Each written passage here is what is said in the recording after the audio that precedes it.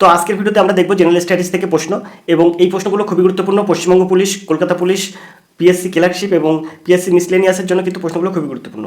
প্রতিটি প্রশ্নই কিন্তু আপনাদের জন্য খুবই গুরুত্বপূর্ণ আজকের ভিডিওতে। জেনারেল স্টাডিজের এইসব প্রশ্নগুলো যদি আপনি মানে বারবার করে প্র্যাকটিস করেন, তাহলে কিন্তু আপনার যে কোনো কম্পিটিটিভ পরীক্ষায় এরকম ধরনের প্রশ্ন আসার সম্ভাবনা। তো আমি চলে যাবো আজকে প্রথম জেনারেল স্টাডিজ থেকে। প্রথম প্রশ্ন আছে কি দেখবো, ইন্ডিয়ান হোম রুল সোসাইটি কে প্রতিষ্ঠা করেন? তো এখানে ইন্ডিয়ান হোম রুল সোসাইটি প্রতিষ্ঠা করেন কে? এখানে অপশনগুলো আছে শ্যামাজি কৃষ্ণ বর্মা, গোপাল কৃষ্ণ গোখলে, লালা লাজপত রায় আর অ্যানি বেসান্ত। তো এর মধ্যে কোনটি সঠিক হবে যে মানে ইন্ডিয়ান হোম রুল সোসাইটি কে প্রতিষ্ঠা করেন? তো এখানে যে অপশনগুলো আছে তার মধ্যে কিন্তু এই যে শ্যামাজি কৃষ্ণ বর্মা, এই শ্যামাজি কৃষ্ণ বর্মা কিন্তু ইন্ডিয়ান হোম রুল সোসাইটির প্রতিষ্ঠা করেন। এখন Indian home rule society Shyamaji Krishna Varma প্রতিষ্ঠা করেন, কিন্তু এর সাথে সাথে তিনি কিন্তু লন্ডনে আরও কিছু কিন্তু প্রতিষ্ঠা করেন। আরও কী কী জিনিস প্রতিষ্ঠা করেন? আরও কিন্তু তিনি হোম রুল মানে ইন্ডিয়ান হোম রুল সোসাইটির সাথে সাথে কিন্তু ইন্ডিয়া হাউস প্রতিষ্ঠা করেন। ইন্ডিয়া হাউস প্রতিষ্ঠা করেন। তারপরে এর সাথে সাথে কিন্তু the Indian sociologist, the Indian sociologist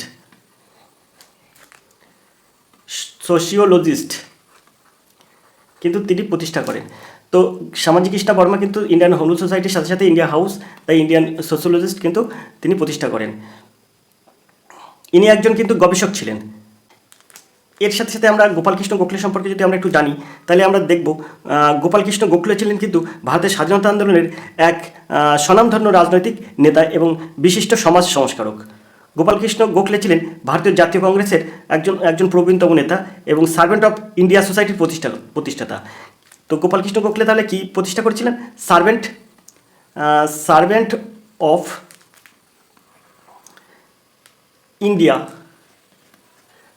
of India এই সোসাইটির প্রতিষ্ঠাতা করেন। সার্ভেন্ট অফ ইন্ডিয়া সোসাইটির প্রতিষ্ঠাতা ছিলেন গোপালকৃষ্ণ গোখলে। আর সাথে সাথে লালা লাজপত রায়, এই লালা লাজপত রায় ছিলেন কিন্তু একজন পাঞ্জাবি, আর সঙ্গে তিনি ছিলেন কিন্তু একজন মানে স্বাধীনতা সংগ্রামী।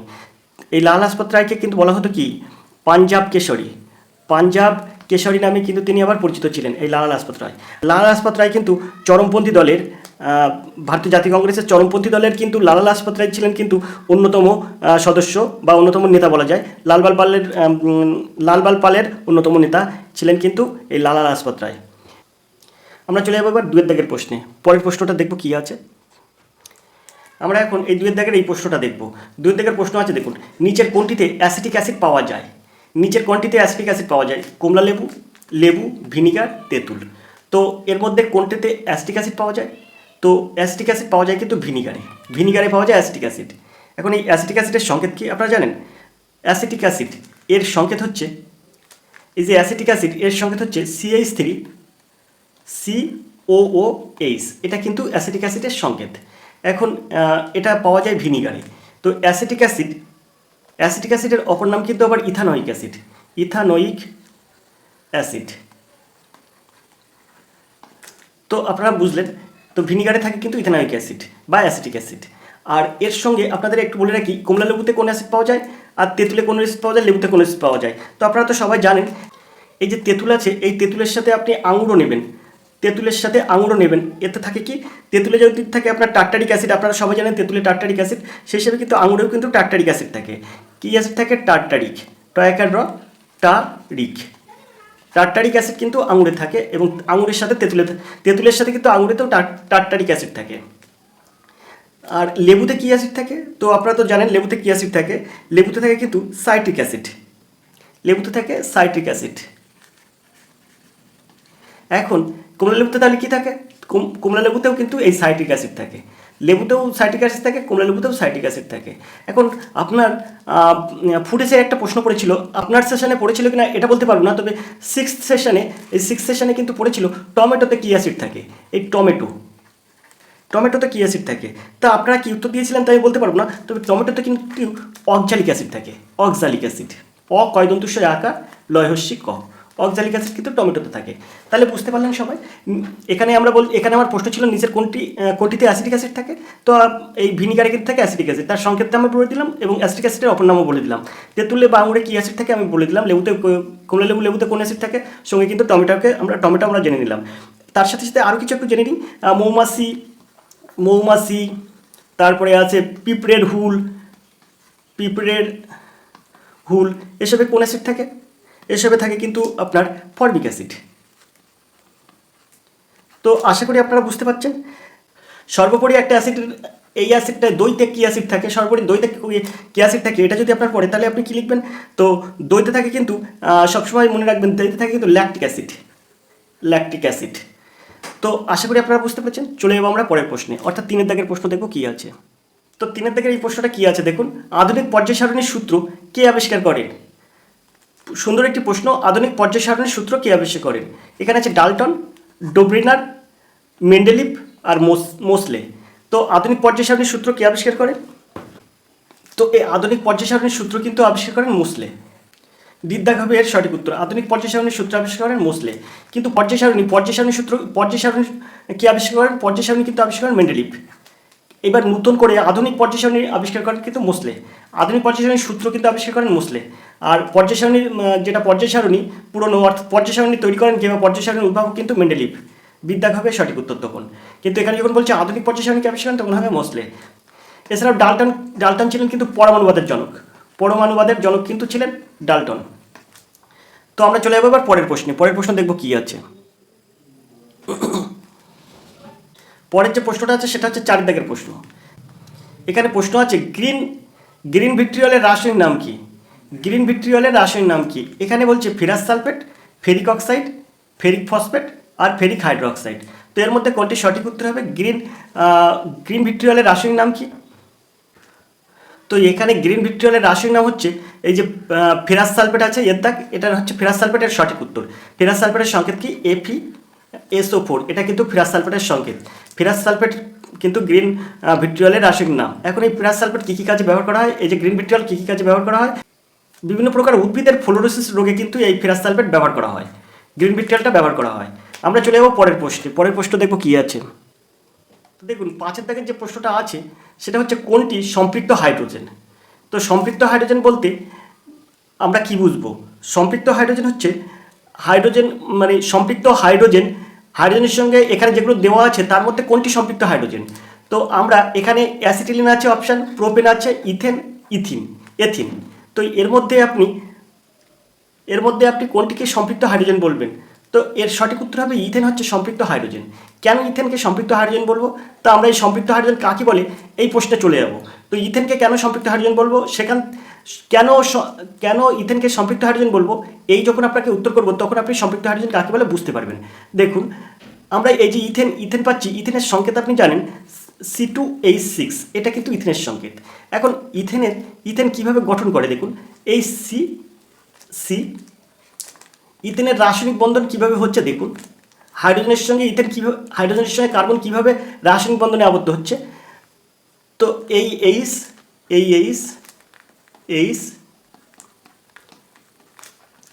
এটা কিন্তু ইথেনের রাসায়নিক আকৃতি, কিন্তু এটা।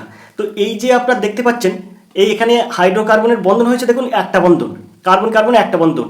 এই জন্য ইথেনকে আমরা সম্পৃক্ত হাইড্রোকার্বন বা সম্পৃক্ত হাইড্রোজেন বলবো, এই জন্য ইথেনকে বলবো।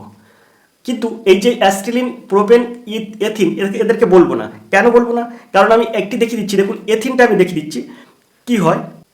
এথিনের সংকেত হচ্ছে C2H4। এখন কার্বন এখানে দুটো বন্ধনে আবদ্ধ হয়।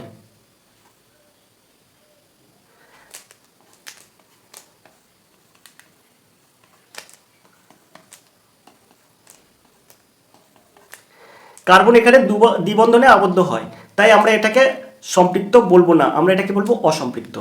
তো আশা করি আপনারা বুঝতে পেরেছেন। তো এই যে রাসায়নিক বন্ধন, এটা আমরা ক্লাস 10-এর একটি ভিডিও, এটা রাসায়নিক বন্ধনের একটা মানে সিলেবাস অনুযায়ী ক্লাস 10-এর রাসায়নিক বন্ধনের চ্যাপ্টারে আমরা এটা করিয়ে দিয়েছি। তো সেখানে ডিটেলসে আলোচনা করা আছে, কিন্তু এখানে আলোচনা করতে গেলে একটু ভিডিওটা বড় হয়ে যাবে। তো আমরা আশা করি কিভাবে ইথেন আপনার সম্পৃক্ত হাইড্রোকার্বন হচ্ছে আর কিভাবে এথিন হাইড্রোকার্বন হচ্ছে মানে অসম্পৃক্ত হচ্ছে আপনাকে দেখিয়ে দিলাম। তো ইথেন একটি সম্পৃক্ত হাইড্রোজেন। চলে যাবো আমরা 6 দাগের প্রশ্নে। 6 দাগের যে প্রশ্নটা আছে দেখুন, a brief history of time বইটি কে লিখেছেন? APJ Abdul Kalam, Stephen Hawking, PT Usha, Barack Obama. তো এখানে এর সঠিক উত্তর কী হবে? A brief history of time বইটির লেখক হচ্ছে স্টিফেন হকিং। ইনি কিন্তু a brief history of time বইটির লেখক। পাশাপাশি এপিজে আব্দুল কালামের লেখা দুটি বইয়ের নাম কি? এপিজে আব্দুল কালামের লেখা বইয়ের নাম কিন্তু wings of fire. Wings of fire কিন্তু এপিজে আব্দুল কালামের লেখা বই। তারপরে আছে আপনার সন্ধিক্ষণ, একটা বই। তারপরে আছে মাই লাইফ, এসব কিন্তু আপনার এপিজে আব্দুল কালামের লেখা বই, মাই লাইফ। তারপরে আপনার আছে মাই জার্নি, এটাও কিন্তু আব্দুল কালামের লেখা বই। এইসব বইগুলো কিন্তু এপিজে আব্দুল কালামের লেখা বই। এছাড়া এই যে পিটি ঊষা, পিটি ঊষা কে ছিলেন? পিটি ঊষা ছিলেন কিন্তু 1984 সালে অলিম্পিক অ্যাথলেটিক প্রতিযোগিতায় তিনি কিন্তু প্রথম ভারতীয় যিনি ফাইনালে উঠেছিলেন, এবং তিনি কিন্তু অলিম্পিক ফাইনালে পৌঁছে প্রথম ভারতীয় মহিলা হওয়ার গৌরব অর্জন করেছিলেন। 27 জুন 1964 সালে কিন্তু তিনি কেরালার কুত্তালিতে জন্মগ্রহণ করেন এই পিটি ঊষা। আর ইনি কিন্তু ভারতীয় অ্যাথলেটিক্সের প্রথম বৃহত্তম মহিলা সুপারস্টার।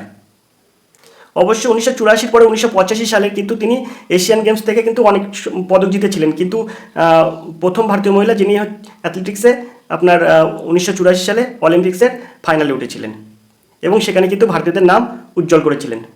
এর সঙ্গে আর একটু ইনফরমেশন এপিজে আব্দুল কালাম সম্পর্কে বলে রাখি। এপিজে আব্দুল কালাম কিন্তু কি করেছিলেন? এপিজে আব্দুল কালাম দেশের অসামরিক মহাকাশ কর্মসূচি সামরিক ক্ষেপণাস্ত্র উন্নয়নের গুরুত্বপূর্ণ ভূমিকা পালন করার জন্য এনাকে কিন্তু মিসাইল ম্যান হিসেবেও ইনি পরিচিত ছিলেন, এপিজে আব্দুল কালাম। তো আশা করি আপনারা বুঝতে পারলেন। তো আমরা চলে যাবো পরের প্রশ্নে। তো দেখবো আমরা 7 দাগের এই প্রশ্ন, নিচের কোন ব্যক্তিত্ব 2024 সালে ভারতরত্ন পুরস্কারে ভূষিত হয়েছেন? এম.এস. স্বামীনাথন, চৌধুরী চরণ সিং, পি.ভি. নরসিমা রাও, উপরের সকলেই। তো আপনারা জানেন এর মধ্যে 2024 সালে ভারতরত্ন পুরস্কারের মধ্যে কারা, মানে এর মধ্যে কে ভারতরত্ন পুরস্কার পেয়েছেন 2024 সালে? তো এনারা তিনজনই কিন্তু ভারতরত্ন পুরস্কার পেয়েছেন, পি.ভি. নরসিমা রাও, চৌধুরী চরণ সিং এবং এম.এস. স্বামীনাথন। সবাই কিন্তু এখানে সবাই কিন্তু 2024 সালে ভারতরত্ন পুরস্কার পেয়েছেন। এখন প্রশ্ন হচ্ছে যে এই পি.ভি. নরসিমা রাও কে, চৌধুরী চরণ সিং কে এবং এম.এস. স্বামীনাথন কে, মানে কেন এরা 2024 সালে ভারতরত্ন পুরস্কার পেলেন? তো এই জন্য আপনাদের একটু যেতে হবে পিছনে যে দেখতে হবে যে এখানে যে চৌধুরী চরণ সিং আছে আর পি.ভি. নরসিমা রাও আছে, এনারা কিন্তু দুজনেই কিন্তু প্রধানমন্ত্রী। কি প্রধানমন্ত্রী? ভারতের প্রাক্তন প্রধানমন্ত্রী ছিলেন কিন্তু এই দুজনেই, পি.ভি. নরসিমা রাও এবং চৌধুরী চরণ সিং, দুজনেই কিন্তু ভারতের প্রাক্তন প্রধানমন্ত্রী। এম.এস. স্বামীনাথন কে ছিলেন? এম.এস. স্বামীনাথন কিন্তু ইনিও কিন্তু সাময়িক একটা প্রধানমন্ত্রী ছিলেন, একটা সাল সাময়িক প্রধানমন্ত্রী ছিলেন, কিন্তু তার থেকে বেশি একটা কারণের জন্য তিনি ভারতরত্ন পুরস্কার পেয়েছেন, সেটা হচ্ছে ইনি কিন্তু সবুজ বিপ্লবের জনক এই এম.এস. স্বামীনাথন কিন্তু সবুজ বিপ্লবের জনক। স্বামীনাথন ভারতের সবুজ বিপ্লবের তার ভূমিকার জন্য স্বীকৃত। দেশে গম ধানের ফলন বৃদ্ধি করা এবং ভারতকে খাদ্য উৎপাদনের স্বয়ং সম্পূর্ণতার দিকে নিয়ে যাওয়া এই এম.এস. স্বামীনাথন 1990-এর দশকের গোড়ার দিকে ভারতের অর্থনীতিকে উদারীকরণ প্রচেষ্টা চালিয়েছিলেন। সেই জন্য কিন্তু তিনি পরে সফল হয়েছেন, মানে আমাদের কৃষিতে এত উন্নতি হয়েছে যার জন্য কিন্তু এই এম.এস. স্বামীনাথনের কিন্তু তাতে হাত আছে। তো এই জন্য কিন্তু এই 2024 সালে তিনি ভারতরত্ন পুরস্কার পেয়েছেন। সবুজ বিপ্লবের জনক এম.এস. স্বামীনাথনকে বলা হয়। তো আমরা চলে যাবো পরের প্রশ্ন দেখবো কি আছে। 8 দাগের প্রশ্নটা দেখুন, কত সুন্দর একটা প্রশ্ন আছে 8 দাগের। কোন সুলতান সতীদাহ প্রথা নিষিদ্ধ করেছিলেন? সতীদাহ প্রথা নিষিদ্ধ করার চেষ্টা করেছিলেন কোন সুলতান? তো দেখুন এটা একটা সুন্দর প্রশ্ন, খুব সুন্দর একটা প্রশ্ন। সতীদাহ প্রথা সবসময় প্রচলন করার চেষ্টা করেছিলেন, মানে সতীদাহ প্রথা নিষিদ্ধ করেছিলেন কিন্তু রাজা রামমোহন রায়, এটা তো আপনারা জানেন। সতীদাহ প্রথা নিষিদ্ধ করেছিলেন। এখন এই সতীদাহ প্রথা নিষিদ্ধ করেছিলেন, এখানে দেখুন এখানে সব কিন্তু শাসকের নাম দেওয়া আছে, সুলতানের নাম দেওয়া আছে। তো এনারা কিন্তু প্রত্যেকজন মুসলিম ধর্মাবলম্বী। তো এনাদের মধ্যে কিন্তু মোহাম্মদ বিন তুগলক ইনিই কিন্তু সতীদাহ প্রথা নিষিদ্ধ করার চেষ্টা করেছিলেন। একমাত্র মোহাম্মদ বিন তুগলক সতীদাহ প্রথা বন্ধ করার জন্য একজন শাসকের প্রথম পরিচিত প্রচেষ্টা 14 শতকে মোহাম্মদ তুগলকের শাসনকালে হয়েছিল।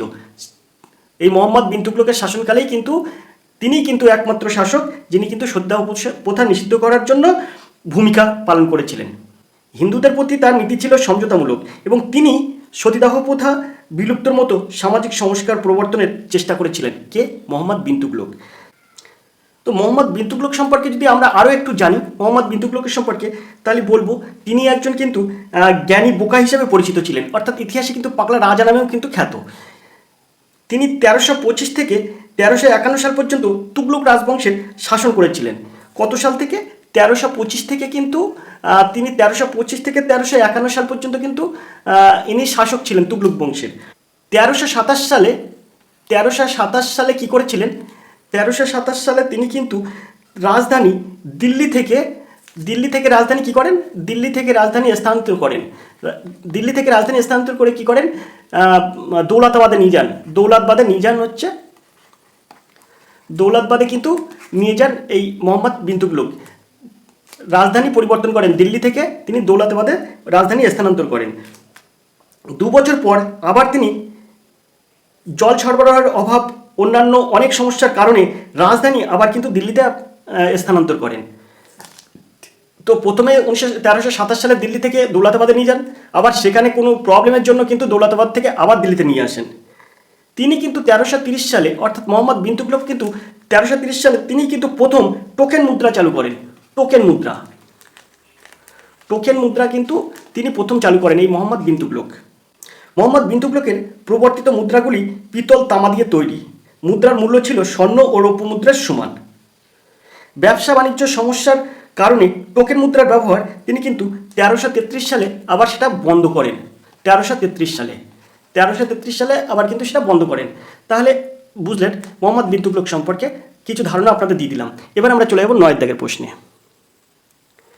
9 দাগের যে প্রশ্নটা আছে দেখুন, কত সুন্দর একটা প্রশ্ন আছে। কোন দেশের সংসদ সম্প্রতি বিতর্কিত অনলাইন নিরাপত্তা বিল অনুমোদন করেছে? শ্রীলঙ্কা, সিঙ্গাপুর, জাপান, সৌদি আরব। তো এর মধ্যে কোনটি সঠিক হবে? কোন দেশের সংসদ সম্প্রতি বিতর্কিত অনলাইন নিরাপত্তা বিল অনুমোদন করেছে? তো এখানে 9 দাগের সঠিক উত্তর কী হবে? তো এর সঠিক উত্তর হবে কিন্তু শ্রীলঙ্কা। শ্রীলঙ্কার রাজধানী কি? কলম্বো। মনে রাখবেন, শ্রীলঙ্কার সঠিক উত্তর। এর দাগ হবে এর সঠিক উত্তর। তো পাশাপাশি এখানে যে বির অপশন আছে সিঙ্গাপুর, এই সিঙ্গাপুরের রাজধানীর নাম কি? তো এখানে সিঙ্গাপুরের রাজধানীর নাম হচ্ছে সিঙ্গাপুর। আর যে পাশাপাশি সির অপশনে আছে দেখতে পাচ্ছেন জাপান, তো এই জাপানের রাজধানীর নাম কি? তো জাপানের রাজধানী কিন্তু টোকিও। আর এই যে সৌদি আরব ডির অপশন যে সৌদি আরব আছে, এই সৌদি আরবের রাজধানীর নাম কিন্তু রিয়াদ। তো আমরা চলে যাবো পরের প্রশ্নে। 10 দাগের প্রশ্ন আছে দেখুন, ওয়ার্ল্ড ইন্টেলেকচুয়াল প্রপার্টি অর্গানাইজেশন এর সদর দপ্তর কোথায়? Paris France, Geneva Switzerland, London British যুক্তরাজ্য, রোম ইতালি। তো এর সঠিক উত্তর কী হবে? ওয়ার্ল্ড ইন্টেলেকচুয়াল প্রপার্টি অর্গানাইজেশন এর সদর দপ্তর হচ্ছে এখানে জেনেভা সুইজারল্যান্ড। পাশাপাশি আমরা যদি দেখি প্যারিস অর্থাৎ ফ্রান্সের প্যারিসে কিসের সদর দপ্তর? ফ্রান্সের প্যারিসে কিন্তু জাতিসংঘ শিক্ষা তারপরে আপনারা হচ্ছে বিজ্ঞান আর সংস্কৃতি, জাতিসংঘ শিক্ষা বিজ্ঞান সংস্কৃতির সংস্থা তথা ইউনেস্কোর সদর দপ্তর কিন্তু এই ফ্রান্সের প্যারিসে কিন্তু ইউনেস্কোর সদর দপ্তর। আশা করি আপনারা বুঝতে পেরেছেন। এটা ইউনেস্কোর দন্ত সয়কায় ওকার হবে। ইউনেস্কোর সদর দপ্তর কিন্তু প্যারিসে। আর এই রোম অর্থাৎ ইতালির রোমে কিসের সদর দপ্তর? তো আপনারা এখানে মনে রাখবেন, ইতালির রোমে সবসময় কিন্তু খাদ্য আর কৃষি এই দুটোর সদর দপ্তর কিন্তু সদর দপ্তর কিন্তু ইতালির রোমে। তো খাদ্য আর কৃষি বলতে মানে খাদ্য এবং কৃষি অর্থাৎ আপনার যদি সেখানে ইংলিশে লেখা থাকে তাহলে দেখবেন কোনো জায়গায় ফুড আর এগ্রিকালচার দুটোই আছে। ফুড আর এগ্রিকালচার দুটোই থাকবে, সেটা সদর দপ্তর হয়ে যাবে ইতালি আর রোম। যেমন আপনাকে একটা করি, আইএফএডি এই সংস্থার এর সদর দপ্তর কোথায়? ইতালির রোমে। তো আইএফইডি এটার ফুল ফর্ম কি? International fund for agriculture development. দেখেছেন, এগ্রিকালচার কৃষি আছে, তো এর মানে সদর দপ্তর হচ্ছে রোমে, ইতালির রোমে। এছাড়াও আছে কিন্তু FAO অর্থাৎ এখানে হচ্ছে food and agriculture organisation FAO food and agriculture organisation এর সদর দপ্তর কিন্তু ইতালির রোমে। এছাড়াও কিন্তু WFP এর সদর দপ্তর কিন্তু ইতালির রোমে। WFP মানে কি, world food programme, world food programme এর কিন্তু সদর দপ্তর ইতালির রোমে। আশা করি আপনারা বুঝতে পেরেছেন। চলে যাবো আমরা পরের প্রশ্নে। পরের প্রশ্নটা দেখবো কি আছে। 11 দাগের যে প্রশ্নটা আছে দেখুন, ভদ্রা বন্যপ্রাণী অভয়ারণ্য কোন রাজ্যে অবস্থিত? তো ভদ্রা বন্যপ্রাণী অভয়ারণ্য আছে কিন্তু এখানে আছে তামিলনাড়ু, গোয়া, কর্ণাটক, তেলেঙ্গানা। তো এর মধ্যে কোনটি সঠিক উত্তর হবে? তো এখানে 11 দাগের সঠিক উত্তর হবে কিন্তু এই যে সি, কর্ণাটকে কিন্তু ভদ্রা বন্যপ্রাণী অভয়ারণ্য আছে। ভদ্রা বন্যপ্রাণী অভয়ারণ্য কর্ণাটকে আছে। পাশাপাশি তামিলনাড়ুর বৃহত্তম বন্যপ্রাণী অভয়ারণ্য হিসেবে আমরা কি বলবো, কালাকাত কিন্তু এটা তামিলনাড়ুর বৃহত্তম বন্যপ্রাণী অভয়ারণ্য। এছাড়া এই যে অপশান আছে বি, এই বির অপশানে যে গোয়ার কিছু বন্যপ্রাণী অভয়ারণ্য হচ্ছে নেত্রাবলী বন্যপ্রাণী অভয়ারণ্য, তারপরে আছে আপনার মহাদেব বন্যপ্রাণী অভয়ারণ্য, তারপরে আছে ভগবান মহাবীর অভয়ারণ্য, তারপরে আছে আপনার গোয়ায় আরেকটা অভয়ারণ্য হচ্ছে কটিগাঁও বন্যপ্রাণী অভয়ারণ্য, তারপরে আছে সেলিমালি বন্যপ্রাণী অভয়ারণ্য। এগুলো কিন্তু গোয়ায় আছে। তো আশা করি আপনারা বুঝতে পেরেছেন। চলে যাবো আমরা 12 দাগের প্রশ্নে। 12 দাগের যে প্রশ্নটা আছে সেটা দেখুন, কোনটি জিএসটির আওতায় পড়ে না? পেট্রোল ও বিদ্যুৎ, প্রসাধনী পেট্রোল, গহনা ও প্রাকৃতিক গ্যাস, অপরিশোধিত তেল ও গহনা। তো এর সঠিক উত্তর কী হবে? তো এর মধ্যে কোনটি জিএসটির আওতায় পড়ে না? এটার কিন্তু সঠিক উত্তর হবে পেট্রোল ও বিদ্যুৎ। এর দাগ হবে সঠিক উত্তর। পেট্রোল ও বিদ্যুৎ কিন্তু জিএসটির আওতায় পড়ে না। চলে যাবো আমরা 13 দাগের প্রশ্নে। 13 দাগের প্রশ্ন আছে দেখুন, কোন সূচকটি মানব উন্নয়ন সূচক গণনা করতে ব্যবহৃত হয় না? কোন সূচকটি মানব উন্নয়ন সূচক গণনা করতে ব্যবহৃত হয় না? আয়, মাথাপিছু আয়, শিক্ষা, সামাজিক বৈষম্য। তো এখানে 13 দাগের সঠিক উত্তর কী হবে? এই কোন সূচকটি মানব উন্নয়ন সূচক গণনা করতে ব্যবহৃত হয় না? তো এর সঠিক উত্তর হবে কিন্তু ডির দাগ, সামাজিক বৈষম্য কিন্তু এই মানব উন্নয়ন সূচক গণনা করতে ব্যবহার করা হয় না। তো আশা করি আপনারা বুঝতে পেরেছেন। চলে যাবো 14 দাগের প্রশ্নে। 14 দাগের প্রশ্ন দেখুন, ঝাড়খণ্ডের নতুন মুখ্যমন্ত্রী হিসেবে কে শপথ নিলেন? শিবু সোরেন, চমু সোরেন, সিমলা সোরেন আগলে আর চম্পাই সোরেন। তো এর সঠিক উত্তর কী হবে? তো এই কিছুদিন আগে ঝাড়খণ্ডের আগের মুখ্যমন্ত্রী যখন গ্রেপ্তার হলেন, তারপরে কিন্তু এই চম্পাই সোরেন কিন্তু মুখ্যমন্ত্রী হয়েছেন 2024 সালে 1 ফেব্রুয়ারিতে কিন্তু তিনি কিন্তু আগের মুখ্যমন্ত্রীর পরিবর্তে কিন্তু চম্পাই সোরেন মুখ্যমন্ত্রী হয়েছেন 1 ফেব্রুয়ারি 2024। আশা করি আপনারা বুঝতে পেরেছেন। চলে যাবো আমরা পরের প্রশ্নে।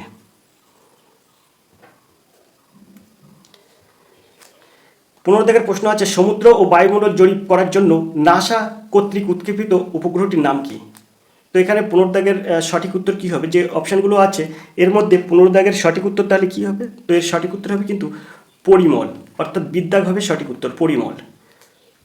এবার আমরা 16 দাগের প্রশ্ন দেখব। 16 দাগের যে প্রশ্নটা আছে দেখুন, কোন অ্যালবামটি গ্র্যামি অ্যাওয়ার্ডস 2024 বছরের সেরা অ্যালবাম হিসেবে ভূষিত হয়েছে? তো এখানে 16 দাগের যে অপশানগুলো আছে সেই অপশানগুলোর মধ্যে কোনটি সঠিক? তো এর সঠিক উত্তর হচ্ছে টেলর সুইফট মিডনাইট এর সঠিক উত্তর। 17 দাগের প্রশ্ন চলে যাব। প্রশ্ন আছে 17 দাগের প্রশ্ন কি? 17 দাগের প্রশ্ন আছে, কোন রাজ্য সরকার মাই স্কুল মাই প্রাউড প্রচার অভিযানে কর্মসূচি শুরু করলো? উত্তরাখণ্ড, সিকিম, হিমাচল প্রদেশ আর নাগাল্যান্ড। তো এর মধ্যে কোনটি সঠিক উত্তর হবে? তো কোন রাজ্য সরকার মাই স্কুল মাই প্রাউড প্রচার অভিযান কর্মসূচি শুরু করলো? তো এর সঠিক উত্তর হবে কিন্তু হিমাচল প্রদেশের সঠিক উত্তর। চলে যাব 18 দাগের প্রশ্নে। প্রশ্ন আছে, ভারত কোন দেশের সঙ্গে যৌথ বিশেষ সামরিক মহড়া সাইক্লোন পরিচালনা করলো? সৌদি আরব, জর্ডান, মিশর, সংযুক্ত আরব আমিরশাহী। তো এখানে 18 দাগের সঠিক উত্তর কী হবে? তো এখানে 18 দাগের সঠিক উত্তর হবে কিন্তু ভারত কোন দেশের সঙ্গে যৌথ বিশেষ সামরিক মহড়া এই সাইক্লোন পরিচালনা করলেন? তো এর সঠিক উত্তর হবে কিন্তু মিশরের সাথে, বিদ্যাগ হবে সঠিক উত্তর, মিশর। চলে যাবো আমরা 18 দাগের প্রশ্ন, 19 দাগের প্রশ্নে। 19 দাগের প্রশ্ন আছে দেখুন, বিদেশ মন্ত্রকের নূতন মুখপাত্র হিসেবে কে নিযুক্ত হয়েছেন? অরিন্দম বাগচি, কমলাকান্ত সাক্সেনা, সুকুমার বড়ুয়া, রণবীর জয়সওয়াল। তো বিদেশ মন্ত্রকের নূতন মুখপাত্র হিসেবে কে নিযুক্ত হয়েছেন? তো 19 দাগের সঠিক উত্তর কী হবে? তো এর সঠিক উত্তর হবে কিন্তু রণবীর জয়সওয়াল। রণবীর জয়সওয়াল কিন্তু এর সঠিক উত্তর, ডি দাগ হবে সঠিক উত্তর। প্রবীণ ইন্ডিয়ান ফরেন সার্ভিস বা আইএফএস অফিসার রণদীপ জয়সওয়াল ভারতের বিদেশ মন্ত্রকের নূতন মুখপাত্র হিসেবে দায়িত্ব গ্রহণ করেছেন। 1998 ব্যাচের আইএফএস অফিসার জয়সওয়াল অরিন্দম বাগচির স্থলাভিষিক্ত হলেন, অর্থাৎ এর আগের মুখপাত্র ছিলেন কিন্তু অরিন্দম বাগচি। চলে যাবো আমরা 20 দাগের প্রশ্নে। 20 দাগের প্রশ্ন আছে, ইন্ডিয়ান অলিম্পিক অ্যাসোসিয়েশনের সিও পদে কে নিযুক্ত হলেন? সঞ্জয় সিং, পি দর্জি, রঘুরাম আয়ার আর মৃণাল ভট্টু। তো এখানে ইন্ডিয়ান অলিম্পিক অ্যাসোসিয়েশন এর নেতৃত্ব দিচ্ছেন কিন্তু এখন পিটি ঊষা। পিটি ঊষা কিন্তু উনি কিন্তু এখানে এই ইন্ডিয়ান অলিম্পিক অ্যাসোসিয়েশনের নেতৃত্ব দিচ্ছেন। তো বর্তমানে এই পিটি ঊষার নেতৃত্বে এই ইভেন্টে অর্থাৎ ইন্ডিয়ান অলিম্পিক অ্যাসোসিয়েশনের পক্ষ থেকে পিটি ঊষার নেতৃত্বে কীভাবে ভারতীয়রা আরও অলিম্পিকে উন্নতি লাভ করতে পারে তার জন্য একজন সিও নিয়োগ করা হয়েছে। তিনি হলেন রঘুরাম আয়ার। তো এই যে রঘুরাম আয়ার, ইনি কিন্তু ইন্ডিয়ান প্রিমিয়ার লিগের দল Rajasthan Royals, Lucknow super giant এবং রাইজিং পুনে সুপার জায়ান্টের সিও হিসাবেও তিনি মানে ওনার কিন্তু কাজের অভিজ্ঞতা আছে। এছাড়াও ইনি কিন্তু ইন্ডিয়ান সুপার লিগ দলের এটিকে মোহনবাগানেরও কিন্তু সিও পদে নিযুক্ত ছিলেন। তো এখন কিন্তু তিনি ইন্ডিয়ান অলিম্পিক অ্যাসোসিয়েশনের সিও পদে নিযুক্ত হয়েছেন রঘুরাম আয়ার। তো আমরা দেখব এবার 21 দাগের প্রশ্ন। 21 দাগের প্রশ্ন আছে দেখুন, ভারতের সবচেয়ে বেশি জিপসাম উৎপাদনকারী রাজ্য কোনটি? রাজস্থান, গুজরাট, ঝাড়খণ্ড আর মধ্যপ্রদেশ। তো এখানে জিপসাম উৎপাদনকারী রাজ্য কোনটি? তো 21 দাগের সঠিক উত্তর হবে কিন্তু রাজস্থান। ভারতের সবচেয়ে বেশি জিপসাম উৎপাদন হয় রাজস্থানে, এর দাগ হবে সঠিক উত্তর। আশা করি আপনারা বুঝতে পেরেছেন। চলে যাব 22 দাগের এই প্রশ্নে, বিশ্বের বৃহত্তম ইউরেনিয়াম উৎপাদনকারী দেশ কোনটি? মার্কিন যুক্তরাষ্ট্র, কাজাখস্তান, ভারত, উজবেকিস্তান। তো 22 দাগের সঠিক উত্তর কী হবে? তো 22 দাগের সঠিক উত্তর হয়ে যাবে কিন্তু বিশ্বের বৃহত্তম ইউরেনিয়াম উৎপাদনকারী কিন্তু দেশ এই কাজাখস্তান। কাজাখস্তান কিন্তু এর সঠিক উত্তর, কাজাখস্তান। আমরা চলে যাব 23 দাগের প্রশ্নে। প্রশ্ন আছে, কোনটি ভারতের প্রধান লৌহ আকরিক বলয়? তামিলনাড়ু, ছত্তিশগড় বলয়, গুজরাট, রাজস্থান বলয়, উত্তরপ্রদেশ, বিহার বলয়, উড়িষ্যা, ঝাড়খণ্ড বলয়। তো কোনটি ভারতের প্রধান লৌহ আকরিক বলয়? তো 23 দাগের সঠিক উত্তর কী হবে? তো এখানে 23 দাগের সঠিক উত্তর হবে কিন্তু উড়িষ্যা, ঝাড়খণ্ড বলয় কিন্তু ভারতের প্রধান লৌহ আকরিক বলয়, উড়িষ্যা, ঝাড়খণ্ড বলয়। চলে যাব আমরা পরের প্রশ্নে। 24 দাগের যে প্রশ্নটা আছে দেখুন, সুন্দর একটি প্রশ্ন আছে, শিশুদের প্রোটিনের ঘাটতি হলে কী রোগ হয়? তো বেরি, স্ক্যারবি, ম্যারামাস, রিকেট। তো এর মধ্যে কোনটি সঠিক উত্তর হবে? তো প্রোটিনের ঘাটতি হলে শিশুদের কিন্তু ম্যারামাস হয়। এই ম্যারামাস রোগটি কিন্তু হয় শিশুদের শুধু প্রোটিনের অভাবে, শিশুদের প্রোটিনের অভাবে কিন্তু ম্যারামাস রোগ হয়। অর্থাৎ 24 দাগের সঠিক উত্তর হবে কিন্তু সি দাগ। এখন প্রশ্ন হচ্ছে, বেরি রোগ হয় কেন, স্কারবি হয় কেন, রিকেট হয় কেন? তো পাশাপাশি আমরা যদি দেখি, এই বেরি রোগ হয় কিসের অভাবে? তো ভিটামিন বি কমপ্লেক্সের অভাবে কিন্তু এই বেরি রোগ হয়, ভিটামিন বি কমপ্লেক্সের অভাবে। সঙ্গে স্কারবি রোগ হয় কিসের অভাবে? তো ভিটামিন সি এর অভাবে কিন্তু স্কারবি রোগ হয়, ভিটামিন সি এর অভাবে স্কারবি রোগ হয় শিশুদের ক্ষেত্রে। আর রিকেট রোগ হয় ভিটামিন ডি এর অভাবে, ভিটামিন ডি এর অভাবে কিন্তু রিকেট রোগ হয়। তো আশা করি আপনারা বুঝতে পেরেছেন। আমরা চলে যাবো 25 দাগের প্রশ্নে। 25 দাগের প্রশ্ন কী আছে দেখব। তো আমরা দেখব 25 দাগের এই প্রশ্ন আছে দেখুন, কোন ধারাটি ধর্মীয় কার্যাবলী পরিচালনার স্বাধীনতার সাথে সম্পর্কিত? ধারা 26, ধারা 28, ধারা 26, ধারা 24, ধারা 23, ধারা 28।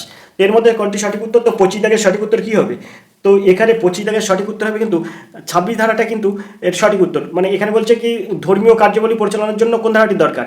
তো এটা কিন্তু ধারা 26, অর্থাৎ এর দাগ হবে এর সঠিক উত্তর। তো এই ছিল আজকের জেনারেল স্টাডিজের প্রশ্ন। যদি আপনাদের ভিডিওটি ভালো লাগে বা একটু হেল্পফুল হয় তাহলে অবশ্যই ভিডিওটি লাইক করবেন, কমেন্ট করবেন, শেয়ার করবেন। ধন্যবাদ, আপনার দিন শুভ হোক।